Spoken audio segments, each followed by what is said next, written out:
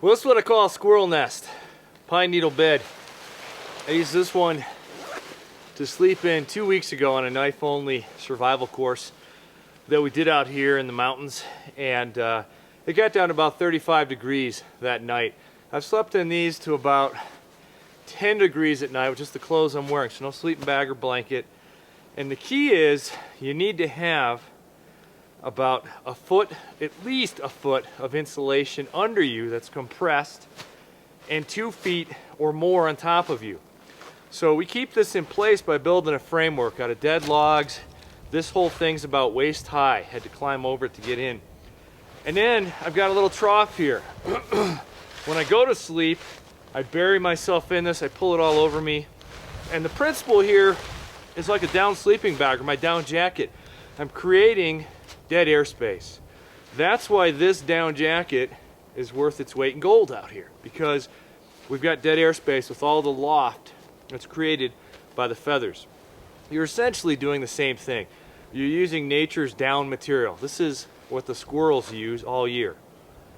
And I've used these when they're wet. It's not comfortable, but as one of my mentors once said, it's better to be warm and wet than cold and wet in survival. So you use what you have in the area. We have pine needles in abundance here. I can dig around some of these old growth trees. It might be 2 or 3 feet deep with pine needles. It's incredible. In other areas you might use oak leaves, cattails. I've used moss and cattails up in Canada before. Alaska you might have sheets of moss or sphagnum moss to work with. So you use the material that you have in your region, usually the dead downed duff or pine needles or moss from under trees and that kind of thing. Now there was a story, true story that happened in the Sierra Mountains a few years ago. Guy had crashed. He was flying in his plane, had crashed, gone down in the mountains. I think this was in February. It was definitely wintertime. And he had a shattered ankle, busted shoulder, a couple broken ribs. He hobbled out on foot over about 12 days all the time using shelters like this to stay alive in the freezing temps at night. Imagine having those injuries, not having any food. You're scooping up snow and melting it as you go. And that's it. And you got those kinds of injuries hobbling out on scree and rock and snow. And all he had that kept him alive each night was a shelter like this. He didn't even have the means of making a frame to keep it together. He would just scoop up all the pine needles into a giant dome, into a giant nest, and then burrow into it and pull it over him. But he survived. So these shelters work.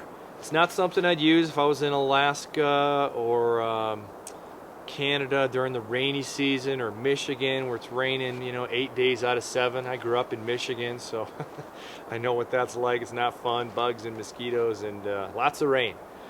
So I wouldn't use that. I'd have a shelter fire combination, a wickiup with a lean-to, or a wickiup and a lean-to with a fire reflector in front of it. That's the way to go.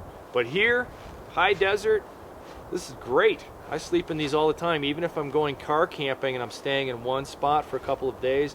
I love building a scaled down version of these pine needle beds. They're the ultimate Serta mattress in the wilderness. So again, build them about knee to waist high, build your framework, and then you fill it with pine needles, create about a foot or more of insulation. You can't overdo these. And then you got a couple feet over you. So when I go to sleep, I will pull this over me, gather it up, and yeah, I'm gonna be having pine needles in my nose and ears and all that kind of stuff. So what? You get used to it. But you've got to have a lot of insulation. You cannot overdo these. On field courses, we see people who kind of skimp on these on the first night. They get about 3 hours of sleep. Next morning, they're like, oh man, I should have listened to you and put down more pine needles. I froze last night. Doesn't happen the second night or the third night. So pile on a lot, make it high. On a field course a few years ago for the university, I had a friend come out. He had been through several courses, was progressing through his skills, and wanted to take it a step further. He wanted to just sleep out with his clothes on. He had all wool, and wanted to sleep out in a pine needle bed that he built. It was April, so pretty cold here in the mountains still.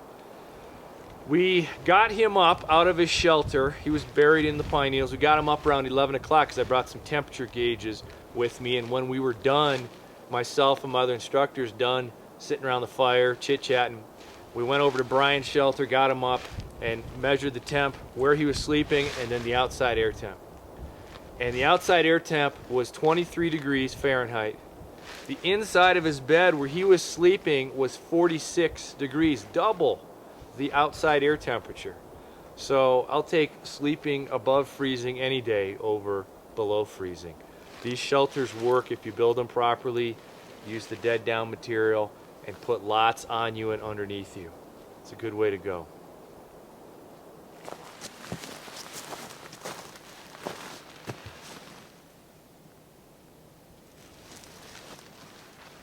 We got a little bit of a pantry here. The cottontails here in the high desert are never found far from one of these fallen ponderosa pines. Sometimes you can walk by them. In fact, I recommend this when you're out walking around, getting to know your surroundings and seeing what's out there. When you come across one of these fallen logs, just stop, kind of check it out. Got a flashlight, beam it in there. You might see the fuzzy butt of a bunny staring back at you. Well, sort of. Anyway, you'll see their fuzzy bottom. It's either going to be maybe a foot in or maybe 6 feet in. And then it's up to you to figure out how to get them out. This is where a handy snare would come in, or there's some other methods you can use that I'll be covering during the food procurement section when we get into that. But when you come across these, and not just here in the high desert, but in forested environment in general, check it out, because these are usually great shelters for critters, and it could be something holed up in there. Just hope it's not a skunk. Got a fallen ponderosa pine tree here. Pines the world over are excellent for starting fire in wet weather because of that resin. Check out this yellow on here. Ooh, that's nice. It's probably more resin than wood there. In fact, when we burn this wood, this doesn't even leave coals behind. This isn't something you'd want to use in a teepee or a wood stove or hogan and closed shelters, because you can be inhaling all those vapors, all that resin. But this is what we use in the wintertime. We look for it in areas like this, where you've got these fallen limbs and you can just bust them off, shave them down. You can light these up. I've pulled these out of puddles before. They've been sitting for 3 or 4 days and lit them up, and it's just incredible. So this is Mother Nature's wet weather fire resource here, and good anywhere in the world. You got Norway pines in Norway, Scottish pines in Scotland. You're in Canada, jack pines, pitch pines, white pines, whatever you can. But whatever you can get, the conifers are excellent for wet weather fire starting.